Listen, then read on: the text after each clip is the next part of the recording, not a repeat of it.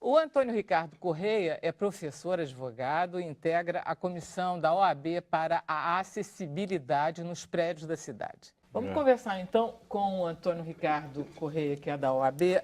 Nós temos uma lei recente a respeito disso, que é a lei da inclusão. Sim. O que ela diz, o que ela fala a respeito de acessibilidade nos prédios, é isso? Não, a lei trata da inclusão de uma forma geral. A lei de 2015, ela trata da inclusão como um direito básico, um direito coletivo a ser implementado. Em verdade, ela não traça uma norma específica, ela traça normas gerais para gerar a discussão na sociedade e a sociedade passar a discutir o tema acessibilidade como uma questão cultural. Então, ela não diz faça isso, faça aquilo. Em termos específicos de construções, já há muito tempo a Construção Civil avançou por esse tema e desde 2003, 2002, há normas tratando da acessibilidade. Tá. A ABNT, a Associação Brasileira de Normas Técnicas, já definiu algumas coisas como escadas, piscinas, acesso, sinalização. E nos últimos 15 anos, o mercado vem se aprimorando dentro do possível, claro. Mas normas e leis têm pesos bem diferentes, né? Muito diferente. Acho que um grande equívoco dessas leis gerais, muito macro, é esquecer que não é a lei que faz a cultura.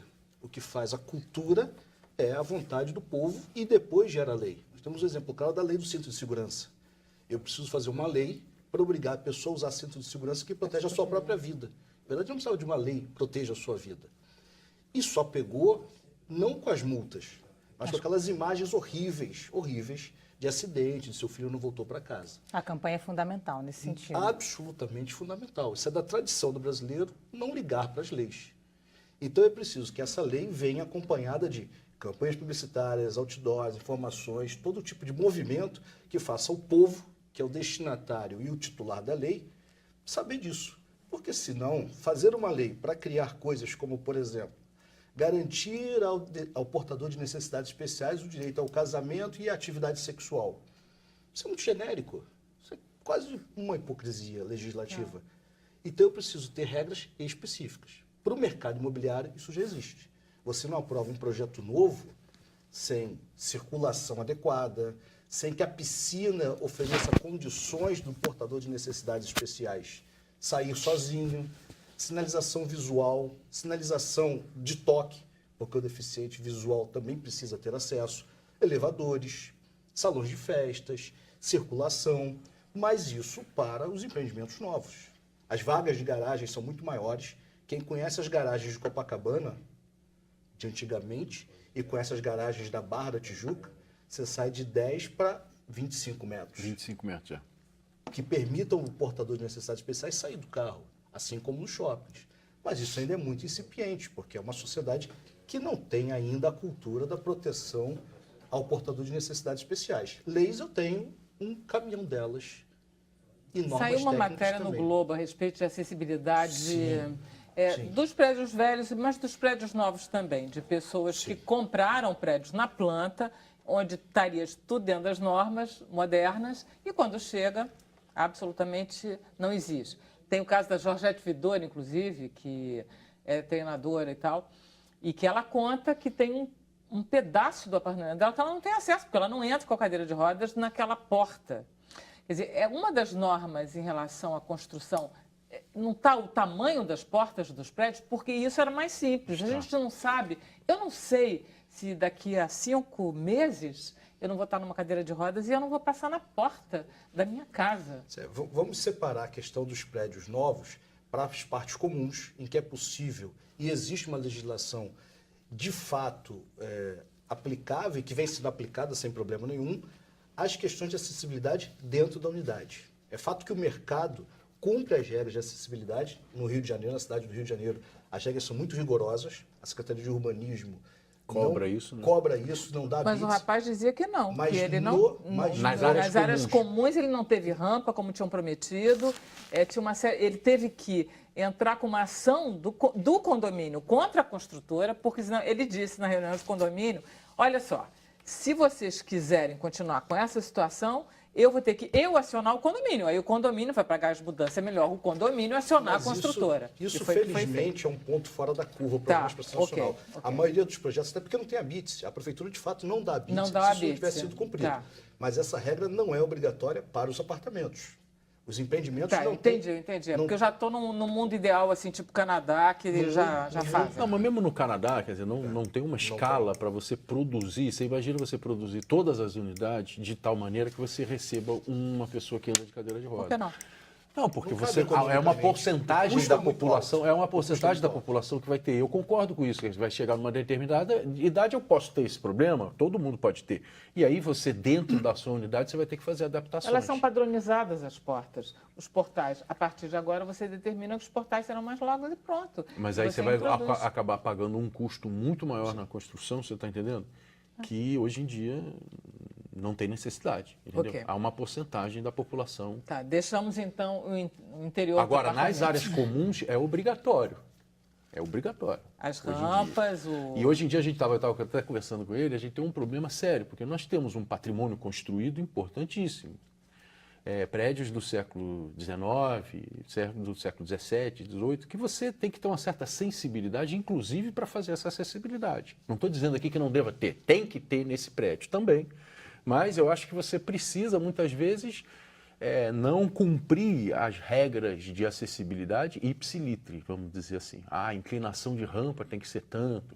Ou você entendeu? É nesse sentido que eu estou falando. Deveria haver uma sensibilidade para analisar os edifícios e pensar, esses edifícios são caros à nossa cultura como edifícios representativos. Tudo bem, entendeu? a gente... Então você pega uma são cidade caros como Ouro e Preto. a gente, então, Só para te dar um exclui- exemplo bastante eu sei, claro. Mas porque eu Entendeu? fiz um programa sobre acessibilidade há pouco, Sim. durante as Olimpíadas, e eu saía com gente com cadeira de rodas que não consegue subir Claro, aquela isso é um rampa em frente ao absurdo. Maracanã. Isso é um absurdo. Entendeu? Porque a cidade... equipamentos públicos não entendeu? são. A gente não Porque deve- o grau, o ângulo... Não deve vai. admitir, mas conviver com isso. Embora o conceito de ter uma regra fixa e regras adaptáveis aos prédios Isso. antigos seja interessante, de novo vai o problema da cultura. O setor produtivo só vai no tranco. E o que evolui os espaços urbanos é o movimento pendular. De um ponto ao outro para achar o meio termo, o equilíbrio de forças. Então, se você deixar, olha, tudo bem, vamos fazer uma regra conceitual e caso a caso nós vamos discutindo as regras de acessibilidade. A minha experiência de 30 anos no mercado imobiliário diz que não vai. Tá. Se não for na força bruta, não vai. Então é preciso ter uma lei, mas também é preciso que aí sim, caso a caso, essas entidades possam criar pequenas adaptações. Porque se você criar grandes brechas numa lei, a tendência é que essa lei seja Quer dizer, se escanteada. você criar uma lei muito exigente, você acaba... E se criar uma lei muito flexível, você não vai. Vai se achar um jeitinho. É um grande desafio. Você ter a cultura. Assim que você tiver a cultura, e eu acho que como isso está funcionando, está sendo exigido, inclusive para as reformas, você tem um prédio que vai ser reformado, você tem que fazer adaptações, não iguais às de um prédio novo, porque às vezes não tem espaço e não faz sentido econômico, mas você tem que ir fazendo pequenas adaptações. Por exemplo, agora a prefeitura nos obriga a tal da autovistoria. Sim. Por que a gente não pode introduzir nessas autovistorias um setor em relação à acessibilidade dos prédios? Porque essas autovistorias são complicadas, elas são caras, elas obrigam, elas são cumpridas, elas são fiscalizadas. Mas se a execução da autovistoria trouxer a obrigação de execução de obras complementares de adaptabilidade, isso vai encarecer muito mais. Eu acho que dá dois problemas graves aí. O primeiro é o custo. Você não vai conseguir impor aos condomínios, e há um percentual muito pequeno de autovistorias realizadas, inclusive por causa do custo. Você não vai ter essa possibilidade econômica de fazer isso. Nós temos uma taxa de inadimplência nos condomínios altíssima, como há no mercado imobiliário, no caso dos distratos. E o segundo é do ponto de vista legal. Eu tenho aquele prédio aprovado e lei superveniente não pode me obrigar a fazer grandes alterações na minha propriedade. O que vai ser preciso fazer é, de novo, eu acho que o futuro dessas alterações vai passar por concessões e adaptações do poder público e do poder privado, juntos. Não tem jeito, isso não há dinheiro. Só há dinheiro investido se houver retorno. Não estou nem falando dos grandes benefícios fiscais, mas alguma coisa que incentive. Por exemplo, diminuir... Em se tratando desses espaços públicos, o que essa dinâmica funciona mais? Por exemplo, a cobrança do cidadão, que é cada dia mais exigente também dos seus próprios direitos, nos espaços públicos ele está sempre denunciando, e isso funciona bastante? É fundamental. Esses direitos públicos, os direitos coletivos que são vistos ali no dia a dia, se não houver movimentos sociais, movimentos coletivos de clamor, Não vai. É porque hoje é muito você comum o cara pegar uma câmerazinha, o celular dele, e olha aqui, ó, eu tô passando aqui na calçada, eu não consigo passar, olha aqui como é que funciona. E aí essa cobrança está sempre dinâmica e ele está sempre mostrando direito. Acho que esse é o ponto positivo das redes sociais. Você estabelece um mecanismo muito ágil de cobrança, apesar de ter muitos excessos, mas você tem um mecanismo ágil. Há outros, Ministério Público, ações, setor político, legislativo, mas o principal é a pressão popular para que isso aconteça. Agora, quando a Sem gente fala dúvida. de crise econômica, a gente também deixa um pouquinho todas essas regras para fora, né? Porque os governos agora todos estão cortando gastos e a gente não vê investimentos, então a gente fala e a crise ela serve de ela- desculpas para muito pouco Precariedade, investimento né? nesse, Exatamente. nesse tipo. Deixa de ser prioridade imediatamente, né? Quando você tem uma crise como essa, e eu falo por enfrentar uma crise anterior e que sobrevive a isso, eu sou corregedor do Tribunal de Ética dos Advogados, você vê a questão do espelhamento. Ah, se ele pode, eu posso, então eu começo a permitir pequenos deslizes. Você não pode ter deslizes em coisas que são coletivas. A crise é séria, é presente, o mercado imobiliário está derretendo por conta dos distratos, as pessoas estão desistindo, devolvendo. Tem empresa que vendeu 100 apartamentos, tem 50 de volta. Mas você não pode flexibilizar em coisas básicas. E a acessibilidade é um avanço que nós conquistamos, que se eu voltar, e eu estava falando, eu participei de alguns grupos. Há 20 anos atrás, nós discutimos, 86, 30 anos atrás, nós criamos uma lei para o meio ambiente. Há 20 anos, para os animais. Há 15 anos, para os resíduos sólidos na construção civil. E só agora para o portador de necessidades especiais. Isso prova que o interesse, a prioridade da sociedade não está ou não estava no portador de necessidades especiais. Senão eu invertia. Primeiro cuidava do portador de necessidades especiais e depois dos animais. E eu posso falar porque eu tenho 7 cães. Adoro animais. Então, isso mostra para onde a sociedade estava indo. Essa lei, que traz, inclusive, penalidades criminais para o administrador público, eu acho que o grande problema hoje não é, nem são os prédios novos. São os prédios públicos, os setores públicos, os equipamentos públicos, que continuam desrespeitando gravemente as regras de acessibilidade. Mas qual seria a solução, por exemplo, para prédios antigos, soluções individuais? Eu compro um apartamento sem elevador e, de repente, estou com a mãe doente. Os apartamentos em Santa Teresa, por exemplo, eles têm muito esse problema, porque foi uma época da sociedade que não estava se mirando para isso. Né? Eu tenho um amigo meu que teve que gastar, como ele é deficiente, teve que gastar R$15 mil numa espécie de cadeirinha para subir. Sim, que sobe o Esse cara, corrimão da R$15 mil escada. é uma fortuna, quer dizer, não é? O outro. Acho que só o poder público. É preciso haver movimentos ou projetos de financiamento, não de adaptação, como acontece nos prédios novos, mas de uma solução. O brasileiro é especialista em produzir soluções alternativas.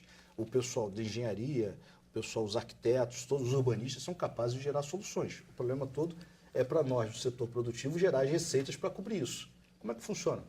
Parceria com o poder público, senão não tem como. Agora, a hora que o consumidor começar a tomar decisões de aquisição a partir dessas regras, aí sim, eu começo a ter um produto que eu preciso adaptar para poder vender.